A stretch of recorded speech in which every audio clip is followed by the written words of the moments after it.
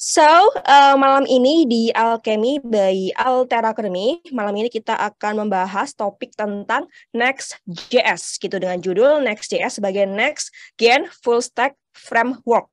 Jadi topik yang akan kita bahas bersama-sama, kita akan belajar bersama-sama tentang pengenalan Next.js itu seperti apa, kemudian pro dan kontra tentang Next.js, kemudian ada demo juga dan best practice menggunakan Next.js bersama Mas Riza Nafis, Full Stack Engineer di Dana Indonesia.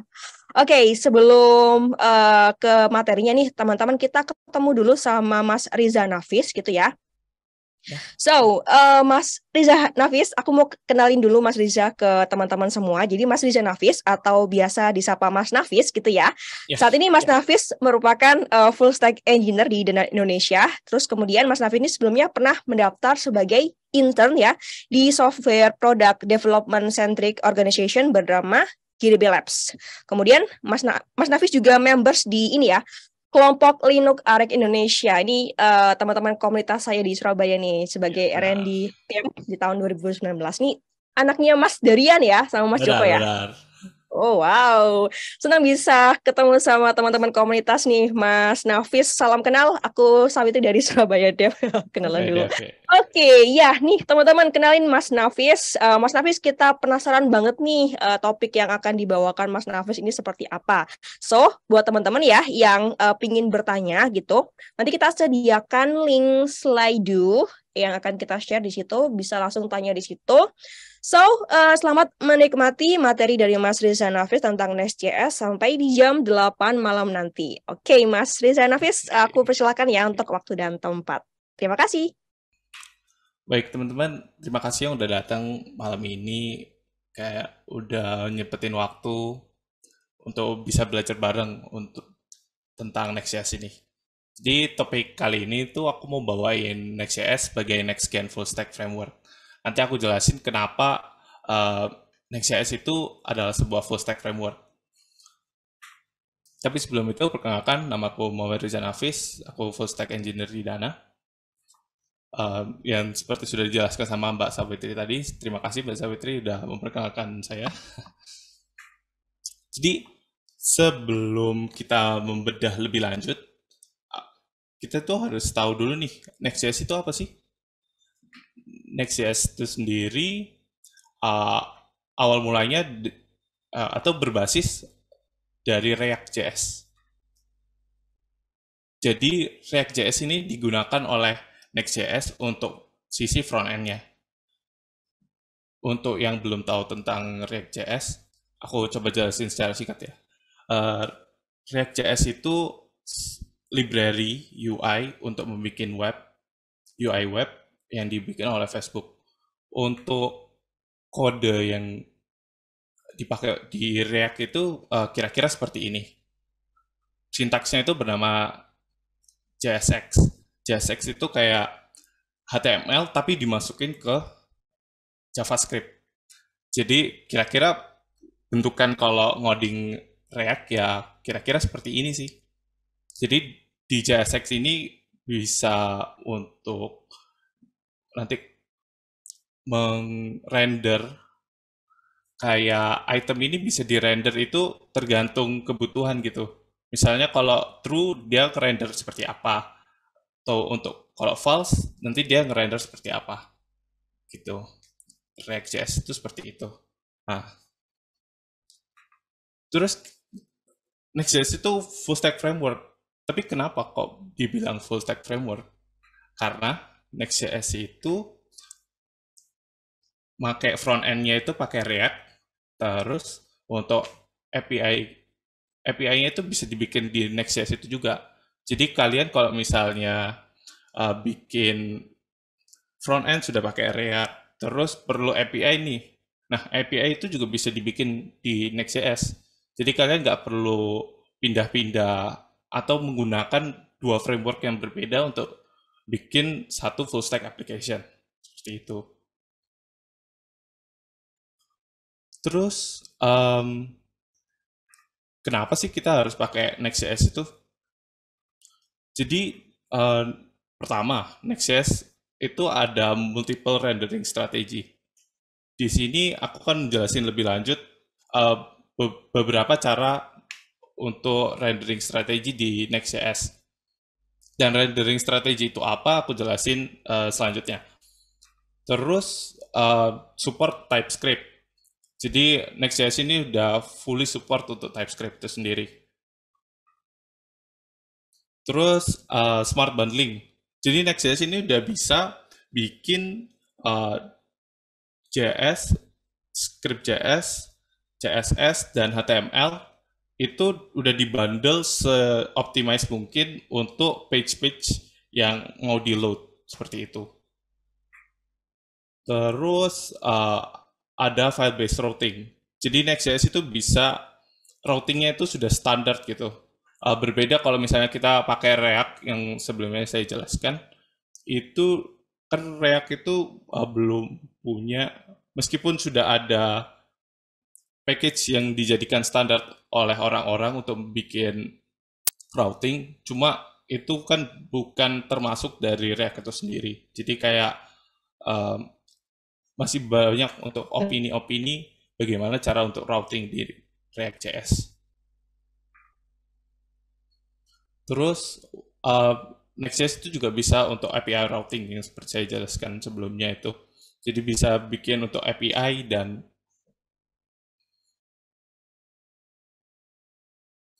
bikin API langsung di Next.js-nya.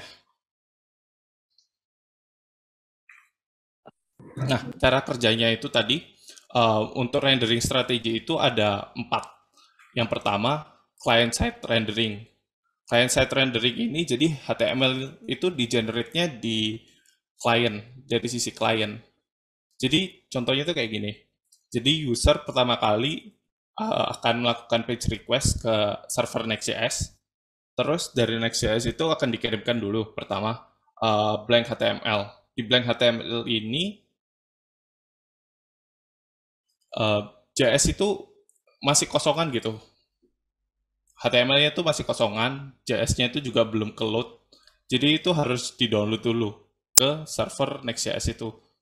Nanti dari JS yang sudah di-download, baru di-run deh kode React-nya itu untuk menampilkan aplikasinya. Kegunaan client-side rendering ini banyak sih. Salah satunya misalnya kalau kayak membuat aplikasi seperti Discord, itu kemungkinan besar menggunakan client-side rendering. Karena client-side rendering ini tujuannya itu biar tiap user itu punya tampilannya sendiri-sendiri dengan cukup satu halaman yang page yang sama. Jadi kayak kalau mengerti mungkin kayak single page application gitu. Mungkin seperti itu. Nah, yang kedua ada server side rendering nih. Server side rendering atau yang sering disingkat dengan SSR. Ini adalah salah satu kemajuan yang diberikan Next.js akan React. Karena di sini HTML itu di-generate dulu di server. Jadi si klien itu nggak perlu download lagi JS-nya baru ngeran React.js. Jadi dari server itu sudah dibikinkan HTML-nya, terus klien itu tinggal melihat aja. Untuk server-side rendering ini, kegunaannya itu banyak sih. React.js, kalau kalian pernah develop menggunakan React.js, kelemahan dari React.js itu kode yang dihasilkan itu kurang SEO friendly. Jadi kayak kalau di search di Google itu nggak ada SEO-nya kurang dapat gitu. Nah, dengan teknik server-side rendering ini, React.js itu bisa dilihat dari Google langsung gitu, SEO untuk SEO-nya. Seperti itu. Terus strategi rendering yang ketiga, static site generator atau yang sering disingkat SSG. Di SSG ini Next.js itu pertama mengenerate seluruh kemungkinan page yang akan dibuild, yang akan di-serve oleh Next.js. Jadi misalnya kayak about page, index page, gitu-gitu semua di-generate terlebih dahulu. Uh, Kelebihannya dengan di-generate terlebih dahulu ini, jadi Next.js itu cukup nge-build satu kali di awal, habis itu HTML-nya itu bisa langsung dilihat oleh semua user tanpa perlu bantuan dari Next.js itu lagi. Seperti itu. Cuma ada lagi yang lebih canggih lagi yang diberikan sama Next.js, yaitu Incremental Static Regeneration atau ISR. ISR ini kayak gabungan dari SSR dan SSJ. Jadi kedua itu digabung, di mana HTML itu di-generate secara berkala biar datanya itu tetap statik, page-nya itu tetap statik, cuma tidak perlu build ulang dari awal gitu, seperti SVC tadi. Jadi contohnya di sini misalnya um, di detik ke 0, itu pertama page-nya di generate terlebih dahulu. Terus kalau ada user datang, itu di serve pakai cache yang sudah dibikin sebelumnya. Nah, tapi setelah di detik 60, itu page-nya itu di render ulang karena kemungkinan datanya itu ada perubahan. Data yang ada di page itu ada perubahan. Nah, di situ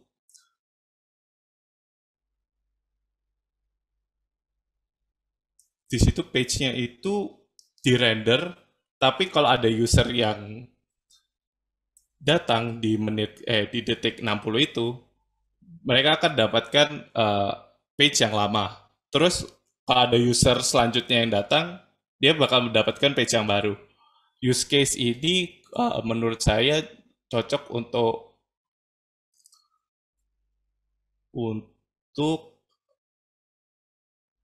website e-commerce. Kenapa begitu?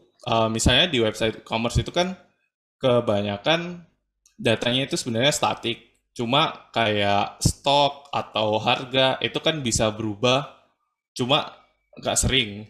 Jadi di situ kita bisa memanfaatkan statiknya HTML itu, cuma datanya itu akan diubah sesuai berapa detik atau berapa menit kita mau ngeset, datanya itu akan selalu di refresh itu, biar datanya itu nggak stale.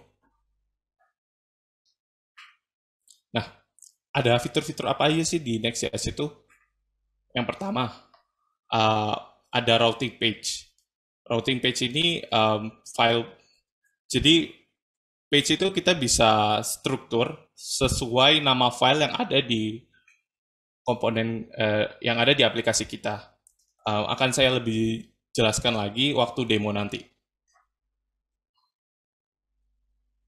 Jadi misalnya di sini kita punya, kalau kita datang ke website example.com nih, di website example.com itu yang bakal di-render ya index.js itu, yang paling pertama ada di direktorinya.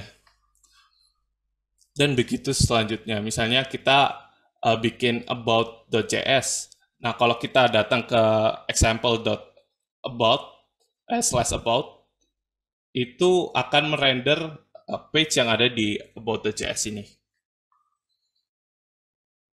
Terus Next.js ini juga punya kapabilitas untuk ngerender secara dynamically, di mana ID itu bisa, kan misalnya kita bikin blok, terus blok pertama, blok kedua, blok ketiga. Nah, itu kita bisa bikin secara dynamic, di mana nanti kita menerima ID, terus di blok itu misalnya kita datang ke example.com/blog/1. Nah, itu akan di-render page untuk halaman pertama, halaman 1 itu. Seperti itu. Untuk lebih detailnya akan saya jelaskan di demo nanti. Terus, built-in CSS support. Maksudnya gimana? Jadi, seperti di React, Di React itu kan kita bisa langsung import juga CSS ke dalam uh, komponen atau page yang kita bikin. Di sini Next.js itu juga menyediakan fitur yaitu CSS module. Jadi CSS module ini kita bisa import CSS itu khusus untuk page ini. Biasanya kan kalau kita import CSS itu akan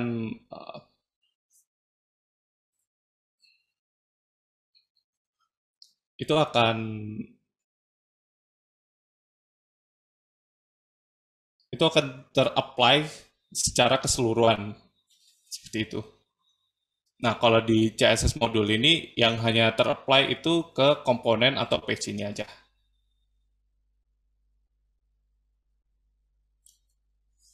Terus Next.js itu juga punya layout komponen.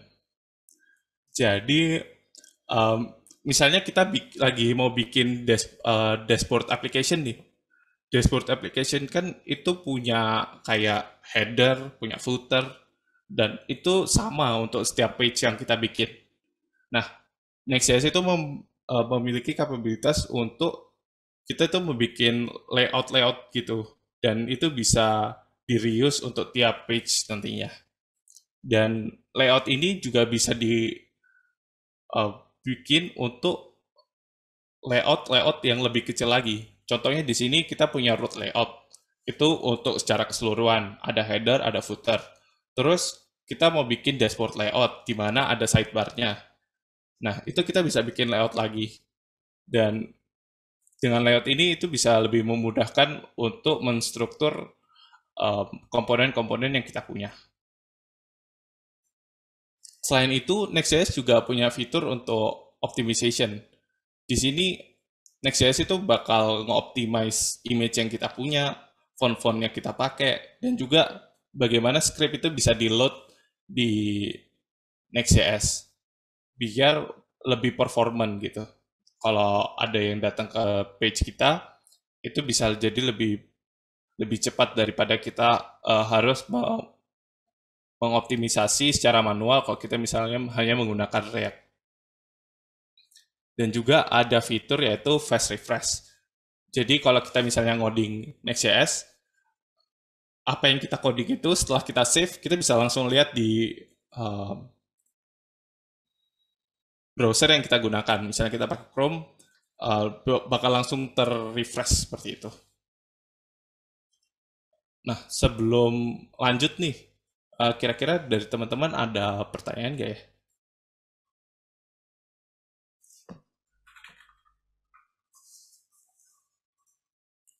Atau gimana mungkin dari MC lanjut? Oke. Apakah dengan Next.js dengan menggunakan Next.js itu sudah cukup membangun sebuah website? Oke. Oke. Mulai dari yang pertama ya, dari Fahri Ngareng. Uh, jadi Next.js itu udah cukup untuk membangun website. Uh, Next.js itu kan sudah full stack framework nih. Kalian bisa langsung bikin front end-nya itu menggunakan React.js. Terus kalau kalian butuh API, API-nya itu juga bisa langsung dibikin pakai Next.js itu. Jadi semoga cukup menjawab ya untuk pertanyaannya dari Fahri. Terus untuk state management di Next.js itu akan saya jelaskan lagi di best practice-nya nanti. Ini tunggu aja ya. Harus paham React dulu. Karena Next.js ini sebenarnya melengkapi dari React.js, akan lebih baik kalau misalnya mengerti basic-basic dari React.js. Tapi kalau misalnya mau langsung terjun ke Next.js, itu juga sebenarnya nggak masalah, karena sebenarnya sintaks dari Next.js sama React itu ya sama, karena Next.js itu menggunakan React. Seperti itu. Terus ada kalau belajar Next.js apa perlu belajar React dulu? Kalau misalnya pemula nih dan belum pernah nyentuh React ataupun Next.js sama sekali, saya sarankan bisa langsung ke Next.js aja. Karena Next.js itu juga underlying-nya sebenarnya React. Jadi kayak belajar Next.js itu sudah sekalian belajar React gitu. Seperti itu. Kalau pakai Next.js, ngaruhnya apa? Bisa menggunakan optimization image sama nggak pakai text image biasa? Oke. Optimization-nya ini terutama akan saya contohkan juga di demo nanti kegunaannya itu bagaimana. Optimization yang dilakukan itu terutama kalau misalnya kita punya image yang kita simpan di public.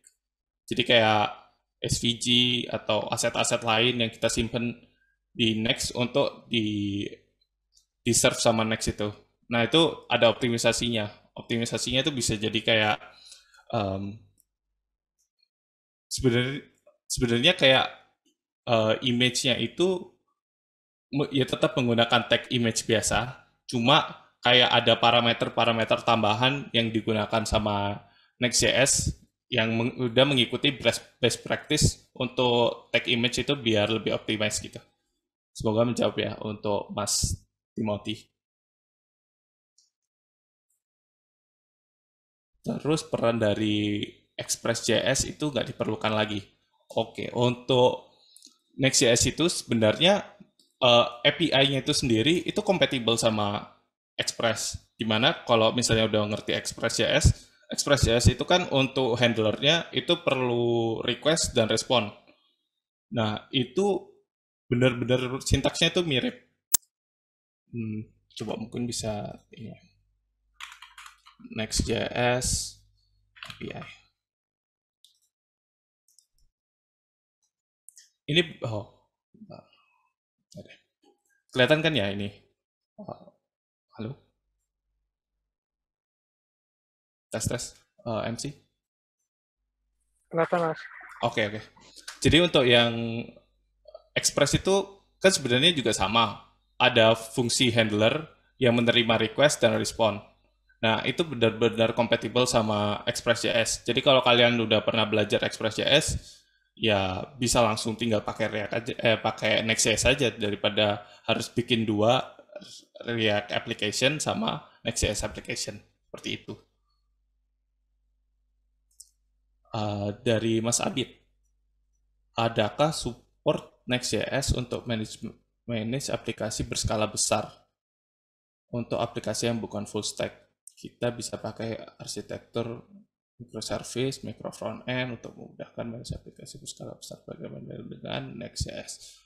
Kalau untuk aplikasi berskala besar, Next.js itu kalau misalnya API-nya karena menggunakan Node itu memang kurang bisa kalau kurang bisa diskalakan nggak juga sih. Misalnya API-nya itu mau pakai API yang lain, jadi kayak timnya itu udah terpisah-pisah gitu. Ada tim backend-nya sendiri, ada front-nya sendiri. Next.js ini kalau saya boleh sarankan itu dipakainya untuk front-end-nya aja. Itu ada banyak sekali fitur yang bisa digunakan, misalnya seperti client-side rendering-nya atau server-side rendering-nya. Nah, di sini nanti untuk pemanggilan API-nya itu tinggal panggil ke backend kalian aja. Seperti itu. Untuk microservice mungkin seperti itu. Kalau Next.js untuk micro front end sendiri, saya kurang mendalami ke arah situ. Saya juga lagi research untuk Next.js bisa digunakan ke teknologi micro front end karena saya juga lagi membutuhkan Next.js ini untuk teknologi micro front end itu. Semoga menjawab untuk Mas Abid. Terus kapan saat yang tepat menggunakan SSG dan kapan tepat untuk menggunakan SSR? Bagaimana kita menentukannya? SSG dan SSR. Ini sebenarnya lebih ke teori caching sih. Bagaimana data yang kita tampilkan di HTML-nya itu apakah memang gak terlalu sering diupdate atau sering diupdate. Kalau misalnya nggak terlalu sering diupdate, saya sarankan pakai SSG karena itu bisa jadi bisa lebih performan dan bisa lebih menampung lebih banyak request dari user-user gitu untuk data yang sifatnya jarang berubah atau lama berubah.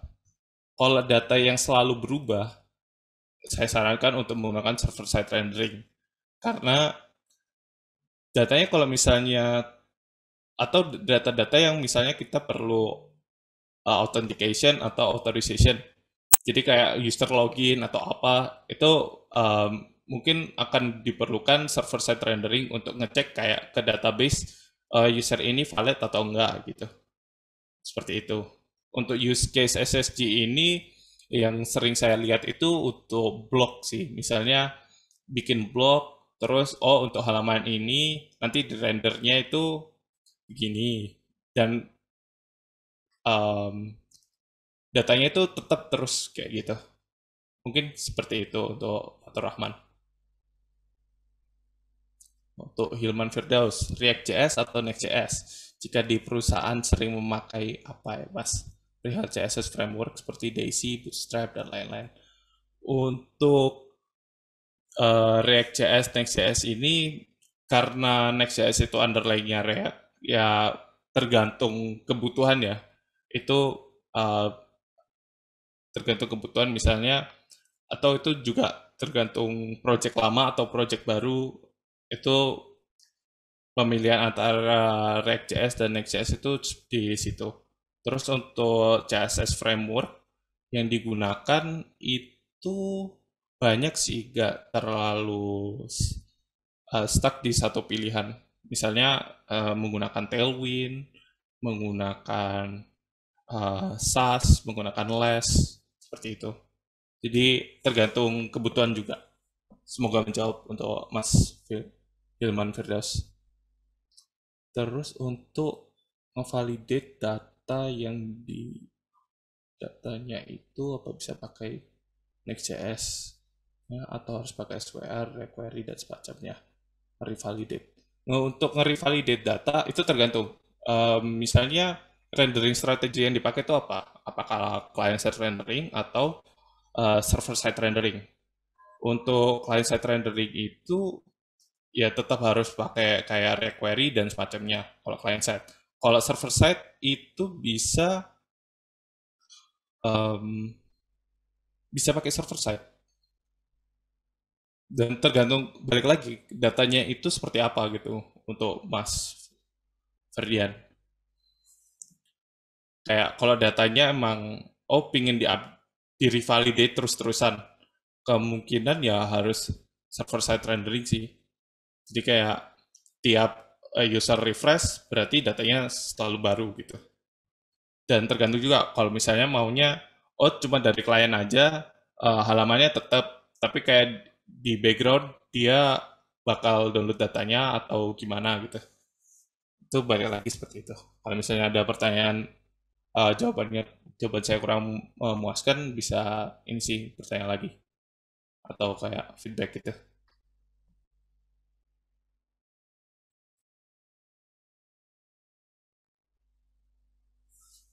Apakah React menggunakan decoding di file .js dan apa perbedaannya jika bisa .js dengan JSX? Oke, untuk Mas Aldi, kenapa kita pakai .jsx itu untuk bilang ke sebenarnya secara teknikalnya itu untuk bilang ke compiler bilang ini file yang ada JSX-nya tolong nanti di compile ke Java ya, JavaScript pada umumnya biar bisa dipakai ke browser seperti itu. Jika nanya untuk Java apakah nanti recordingnya bisa tanya ke panitia ya. Oke, Next.js kalau dari jauh gak ya boleh di-share kalau pengalaman. Next.js ke React Native. React Native itu lumayan jauh sih karena dia punya komponen-komponen sendiri. Beda sama React pada umumnya juga. Dan beberapa beberapa itu juga lumayan gitu sih mas.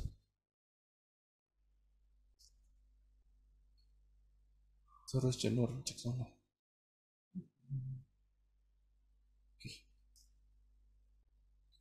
Ini kayak ini yang terakhir ya sebelum demonya sebenarnya cepat aja karena bukan ngoding langsung, cuma nunjukin doang gitu ke gimana sih best practice untuk memakai React Next.js itu gimana. Dari Januar mau tahu dong kalau seperti apa di Next.js, apa bisa vote semacam brute force, type break request, eh, aspek security-nya, aspek security yang seperti apa ya, kayak brute force terhadap apa, temporary request yang seperti apa. Saya kurang mengerti sama pertanyaannya. Oke, mungkin Mas Januar bisa memperjelas lagi. Tapi sebelum itu saya mau lanjut dulu ke demonya. Karena di sini sih juga mau menunjukkan eh, gimana sih kalau kita sebagai full stack developer itu gimana sih kalau mau bikin suatu aplikasi. Saya mau jelasin dari situ sih. Jadi kayak gimana kita proses dari ide atau dari apa yang mau kita bikin, aplikasi yang sudah kepikiran, sampai nanti kita tuh deploymentnya. Semoga bisa cukup dalam waktu 15 menit ini. Oke, jadi pertama, eh, idenya. Untuk demo kali ini saya tuh sebenarnya bingung mau bikin aplikasi seperti apa. Saya nggak mau bikin aplikasi yang terlalu simple karena itu nggak sulit untuk menunjukkan best practice dari Next.js. Jadi saya di sini memilih untuk bikin Q&A app.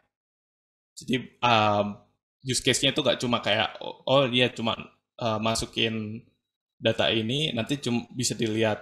Jadi cuma CRUD biasa gitu. Jadi saya memilih Q&A app karena itu lebih uh, sedikit lebih banyak use case-nya.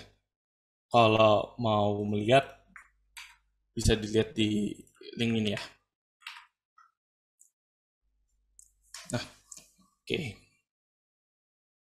Itu sneak peek-nya.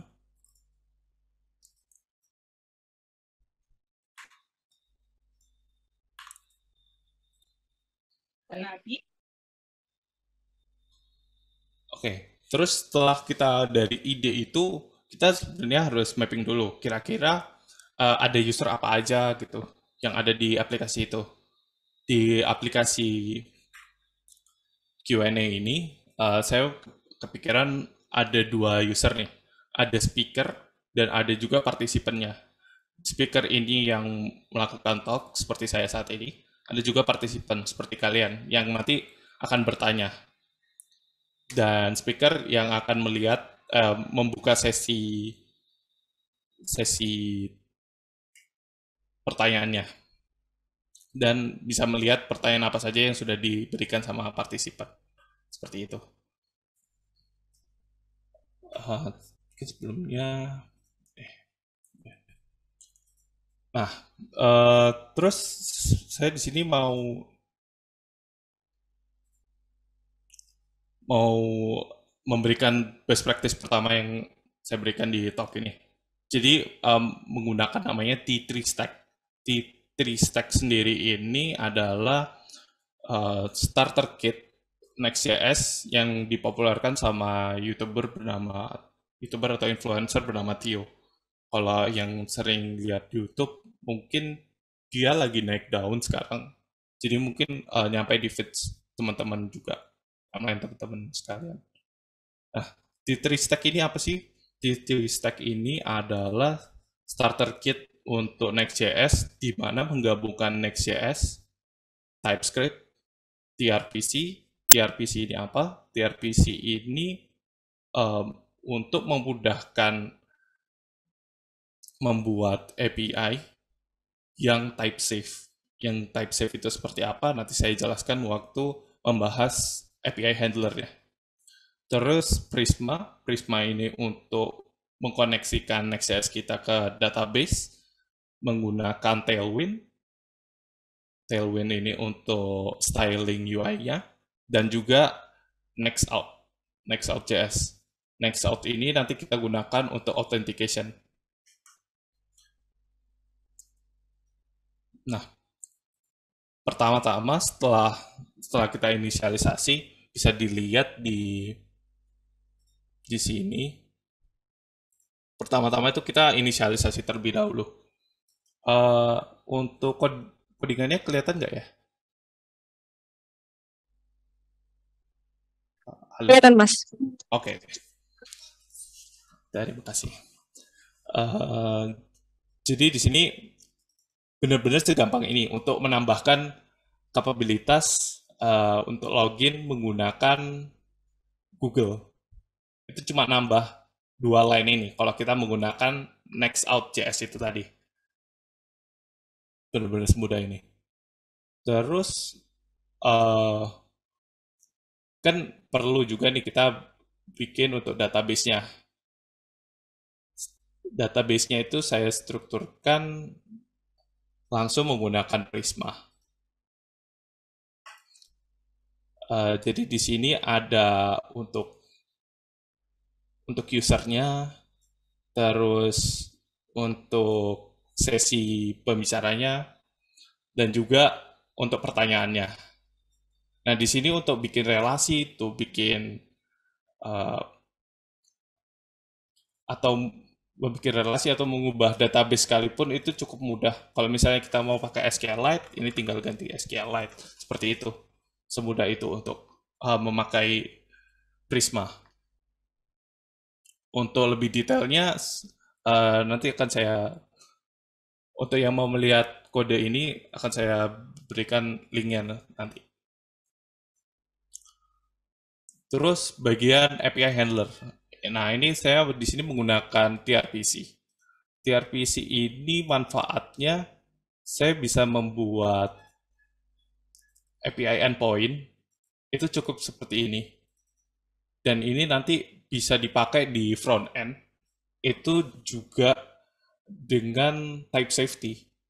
Jadi misalnya kita di sini dan ini mengeluarkan di sini nggak ada type-nya ya, TypeScript. Oke. Jadi misalnya di API itu kita udah bikin API itu cukup bikin begini. Ini itu sudah jadi satu endpoint gitu. Dan untuk mau bikin endpoint selanjutnya cukup bikin seperti ini dan ini sudah menambah satu endpoint lagi.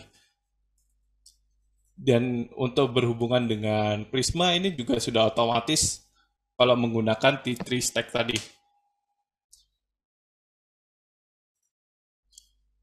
Saya mau tunjukkan kalau misalnya di UI-nya. Ya, sekalian bagaimana kalau create UI. Contohnya untuk talk session nih. Di talk session ini, kita kalau mau TRPC tadi itu yang untuk API, untuk bikin API, itu underlying-nya lagi ada namanya React Query.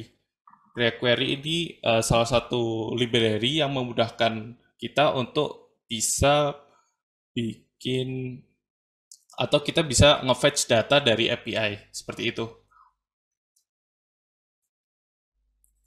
Jadi di sini hasil yang dikeluarkan sama React Query ini itu datanya sudah benar-benar type safety. Jadi kalau kita type safety itu apa? Mungkin untuk yang belum tahu, type safety itu kita bisa dengan mudah, tapi karena ini pakai GitHub Dev, jadi nggak seberapa kelihatan. Kalau misalnya kalian pakai VS Code atau code editor lainnya, itu saat hover ke talk session seperti ini, terus kita tulis dot, itu nanti kelihatan kayak ada opsi apa aja. Misalnya di skema tadi itu ada name, ada user, atau mungkin coba bentar ya, saya tunjukkan.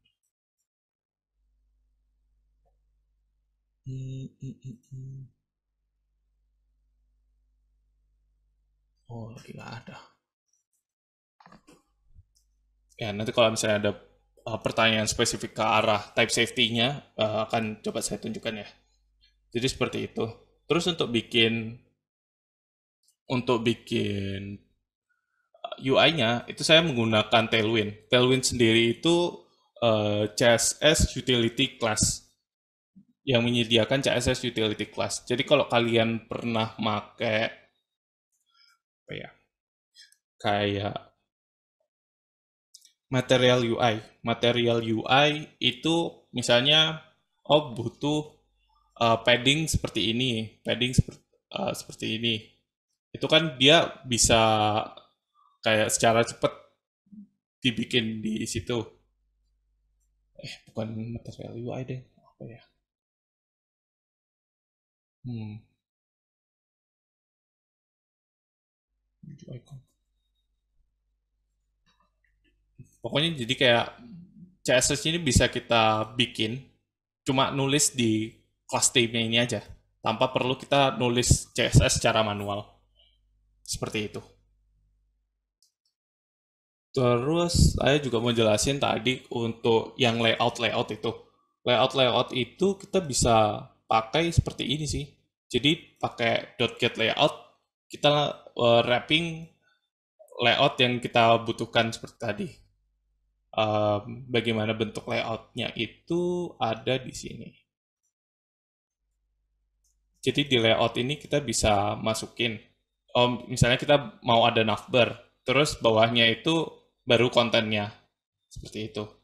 Untuk lihatnya itu di sini sih.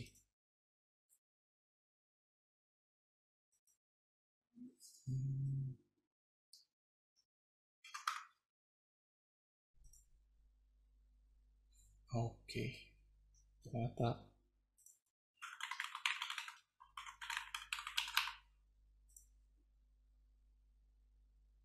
cek your email. Oke, sebentar ya.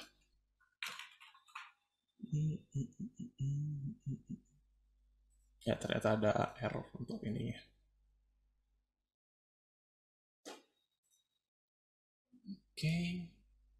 Oke, kita sudah login. Jadi di sini navbarnya ini di atas, kan ini sama untuk setiap page. Jadi cukup saya deklarasikan sekali aja dengan layout ini, dan itu bisa langsung dilihat, bisa digunakan untuk tiap page yang ada. Seperti itu. Itu saya contohkan ya, ini sudah sampai UI ya. Tapi Bu,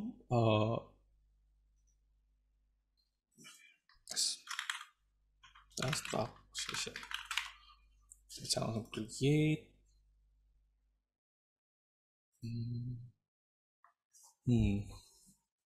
Ya begini ya, kalau aplikasi belum dites di production, beda dengan di lokal, tidak sesuai dengan di lokal.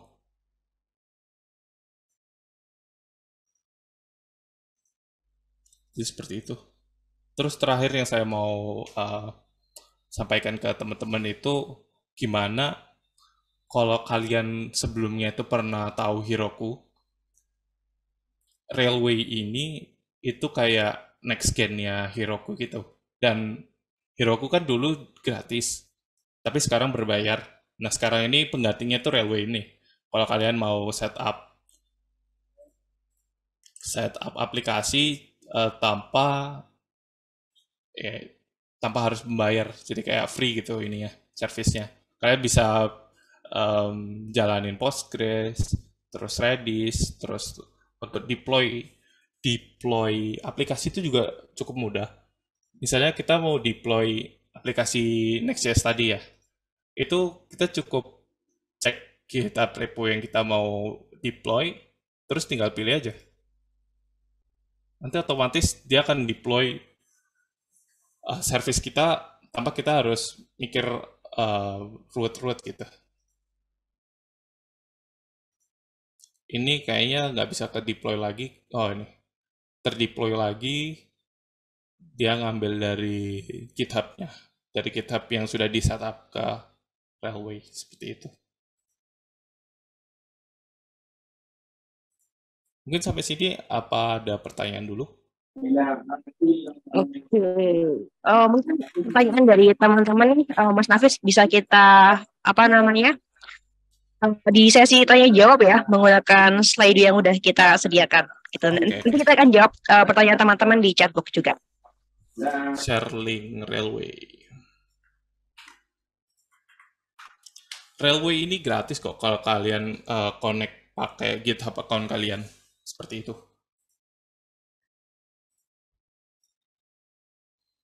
Oke. Ada pertanyaan, Bang. Seperti Next.js ini lebih optimal dari React.js. Kalau saya bisa bilang, iya sih, lebih optimal. Dia memberikan opsi-opsi terbaik untuk mengoptimisasi kode React kalian. Jadi kalau mau bikin, meskipun mau bikin client-side application, menurut saya mending pakai Next.js untuk bikin client-side application ya. Karena itu bakal lebih ke optimize daripada menggunakan React yang menggunakan create React app. Seperti itu. Mungkin bisa lanjut.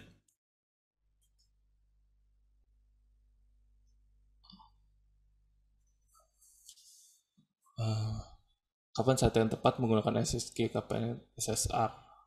Tadi sepertinya sudah saya jawab ya untuk itu. Untuk SSG biasanya buat yang statik, data-data statik, buat seperti blog.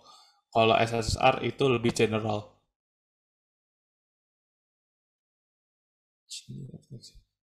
Bang, apakah di Next.js ini ada namanya pattern untuk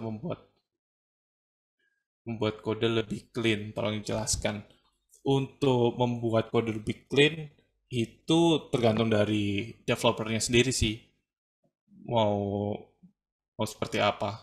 Cuma sudah karena Next.js itu opinionated, jadi lebih misalnya mau bikin page, ya page-nya itu sudah terstruktur gitu.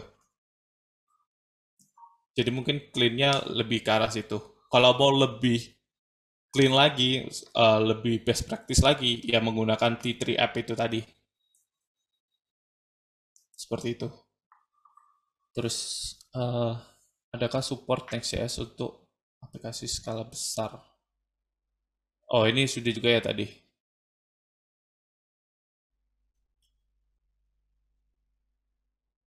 Terus, apakah Next.js dapat menjalankan script dari Python selain menggunakan API di dalam aplikasi website?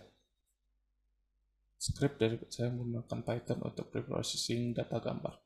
Kalau menurut saya, kalau Python digunakan sebagai processing data gambar, Python-nya itu dibikinkan API-nya dulu. Jadi dari Python bikin API, biasanya kalau mau simple bisa pakai Flask, kalau mau type safe bisa pakai Fast API. Itu jadi Python-nya dibuat untuk backend-nya, yang CIS dipakai buat kliennya. Seperti itu.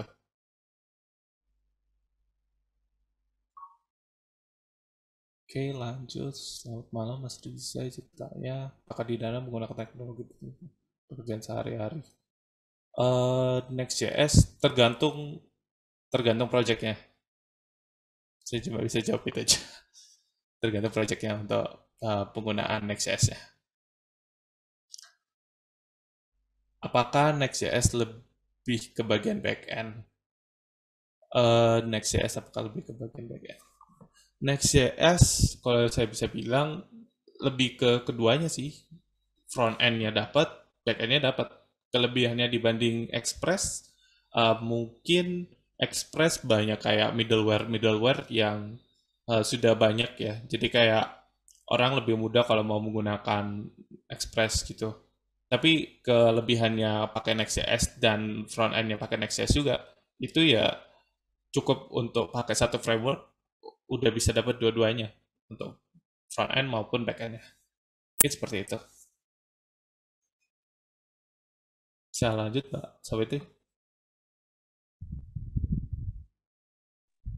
Oke, aku bantu untuk membacakan pertanyaan ya, Mas Nafis ya. Sorry Boleh. banget kalau misalnya ada suara yang masuk ya, teman-teman. Karena apa namanya malam Jumat di sini. Oke, ini ya dari Anonymous pemakaian Next.js costly, pemakaian JS costly nggak ya di server kalau menggunakan SSR? Kalau menggunakan SSR costly ini sebenarnya kalau yang nanya anonymous ini bisa ini sih kayak jelasin lebih lagi. Kayak costly ini di server yang udah auto scale atau kayak server yang biasa aja. Kalau penggunaan saya sejauh ini gak seberapa costly sih. Seperti itu. Tapi kalau misalnya pakai serverless atau apa, kita tergantung ini serverlessnya sama loadnya sih. Kalau loadnya semakin banyak ya semakin costly. Oke, mungkin ini bisa diperjelas ya tadi pertanyaannya. Oke, kemudian pertanyaan berikutnya yang paling atas nih, Bud. Biasanya job Ya, desk begitu. biasanya job desk sebagai developer itu apa aja? Untuk yang junior atau belum ada kerja. Junior atau belum ada pengalaman kerja. Ya, sebagai developer pas kalau dari pengalaman itu lebih lebih ke arah cuma ngoding doang sih. Jadi untuk masalah arsitekturnya gimana, terus harus pakai tools apa aja, best practice-nya kayak gimana, itu kalian nggak perlu terlalu mikirin. Kalau misalnya company-nya itu udah ada struktur kayak uh, ya ada lead-nya, ada seniornya gitu-gitu. Itu untuk junior cuma ya ngoding sesuai task yang seperti tadi, kayak kita bikin action item itu, ya cuma mengerjakan itu aja, tanpa harus mikirkan arsitekturnya gimana, seperti itu sih. Oke, semoga bisa menjawab ya untuk pertanyaan ini. Oke, yang berikutnya nih, Mas Nafis, yang di bawahnya maybe Muti, yang apakah kalau Next.js plus database itu sudah setara dengan Memstack, Mas Nafis? Database itu sudah start dengan Merge stack itu uh, MySQL, Express, React, ini itu apa ya? Oh, harusnya udah mirip sih. Jadi Next.js um, saya sarankan untuk koneksi ke database-nya pakai Node.js. Oke, terima kasih. Next.js ini untuk servernya ya pakai Node. Dia bisa jadi server itu karena underlying-nya Node.js. Terus untuk koneksi ke database saya sarankan uh, pakai Prisma tadi. Dan Prisma itu bisa connect ke mana aja sih, mau ke MySQL, mau ke Postgre, mau ke SQLite, mau ke dokumen NoSQL, itu bisa. Terus bagaimana? Mungkin itu sih Mbak. Jadi Oke. sudah setara sih sebenarnya. Oke, mungkin scroll ke bawah nih, Muti, untuk pertanyaan berikutnya. Kita akan menjawab dua pertanyaan lagi ya, Mas Nafis ya. Siap. Oke, ntar nih aku pilihin. Nah, yang paling banyak nih. Oh, salah. Oh, di bawah. Tentang klien arsitektur nih, Muti. Bisa tolong jelasin nih, Mas Nafis, klien arsitekturnya Next.js dengan Redux. Dengan Redux. Oke, Redux ya. Kalau saya sendiri sebenarnya Redux itu uh, saya kurang ini sih. Di di kantor juga kalau penggunaan Redux itu sudah jarang karena digantikan dengan hook yang ada di React. Jadi kita bikin custom hook untuk tiap ini daripada pakai Redux gitu. Kalau misalnya ada yang tetap pakai Redux, ya balik lagi sih. Saya kurang bisa menjawab itu soalnya sudah Oke. beralih dari Redux. Terus Oke. kalau pengganti Redux itu mungkin Saya minta waktu 5 menit kali ya, Mbak, untuk kayak ngasih tahu beberapa best practice yang saya mau sampaikan. Oke. Sebenarnya kurang itu. Oke, baik. Mungkin kita jawab satu pertanyaan lagi nih, Mas Nafis, untuk yang terakhir. Siap. Oke, di bawah lagi. Oh, sorry, ini tentang state management. Perlu nggak Mas Nafis Next.js menggunakan state management? State management tergantung aplikasinya. Aplikasinya misalnya butuh client side state, misalnya apa ya? Soalnya kebanyakan kalau kalian butuh state yang cukup hanya komunikasi dengan server, itu saya sarankan cukup pakai React Query aja. Kalau misalnya kalian butuh state yang kayak kompleks banget, nah itu ada di best practice saya. Sebenarnya ada kayak library yang lebih mudah lagi daripada harus menggunakan Redux gitu untuk state managementnya. Baik, semoga bisa menjawab ya untuk pertanyaan tadi. So, untuk sesi tanya jawab nih Mas Nafis kita akhiri sampai di sini. Mas Nafis katanya akan menyampaikan lagi nih ada best practice untuk teman-teman yang ingin tahu tentang hal ini. Oke, monggo dilanjut nih Mas Nafis. Ya, kelihatan. Oke, thank you. Jadi untuk best practice, saya sarankan please pakai TypeScript. Meskipun kalian pemula atau apa, belajar dari TypeScript. Sebenarnya TypeScript itu memang terlihatnya kayak menyeramkan karena kita harus mendefinisikan type dan lain-lain dan berurusan dengan type. Tapi kalian kalau cuma bikin application code itu akan sangat dimudahkan dengan TypeScript karena akan ada autocomplete-nya. Misalnya kalian sudah bikin memakai library apa, dan itu juga support TypeScript. Itu autocomplete-nya itu bisa lebih memudahkan kalian daripada menggunakan JavaScript seperti itu.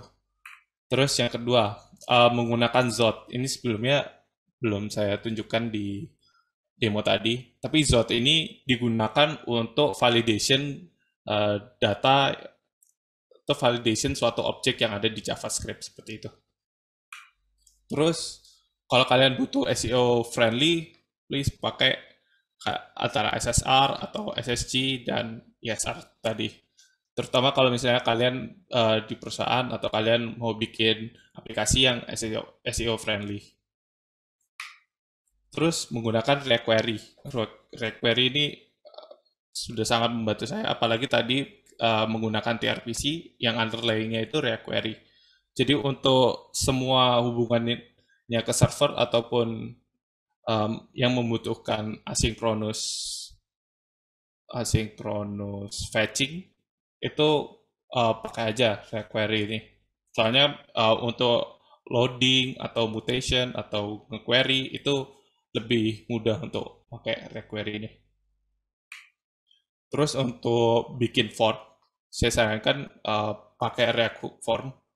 Di sini formnya itu bisa divalidasi pakai tadi Zod itu, dan React Hook Form ini juga lebih performan gitu daripada library form sebelum-sebelumnya.